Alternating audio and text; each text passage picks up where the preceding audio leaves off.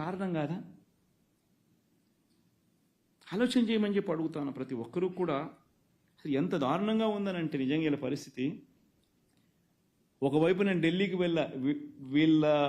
వీళ్ళ అగత్యాల మీద ఢిల్లీలో ప్రొటెస్ట్ చేయడం కోసం నేషనల్ మీడియాని పిలిచి పార్లమెంట్లోని అన్ని ఇంపార్టెంట్ పార్టీస్కి సంబంధించిన నాయకులందరినీ కూడా పిలిచి వాళ్ళందరికీ రాష్ట్రంలో జరుగుతూ ఉన్న పరిస్థితులను ఎక్స్ప్లెయిన్ చేయడం కోసం నేను ఢిల్లీకి వెళ్తే, ఢిల్లీలో నేను ఉండగా ఇక్కడ పెదకూరుపాడులో area market committee chairman, ex area committee, మా హయాంలో మార్కెట్ కమిటీ చైర్మన్ సామిరెడ్డిని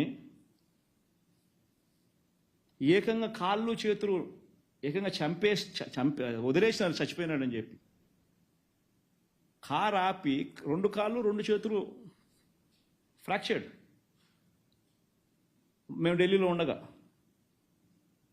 చనిపోయినాడని చెప్పి వదిలేస్తే, ఆయన మనిషిని ఈరోజు మేము ఢిల్లీలో మరుసటి రోజు ధర్నా చేస్తూ ఉన్నాం, ఆయన సర్జరీ జరుగుతుంది.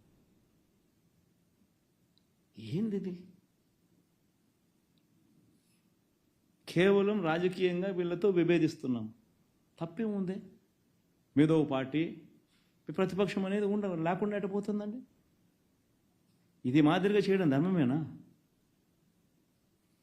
ఆలోచన చేయాలి అందరూ కూడా.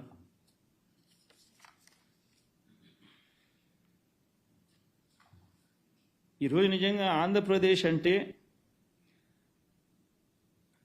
అరాచకం, ఆటవిక పాలన, రెడ్ బుక్ పాలన. This is the message what you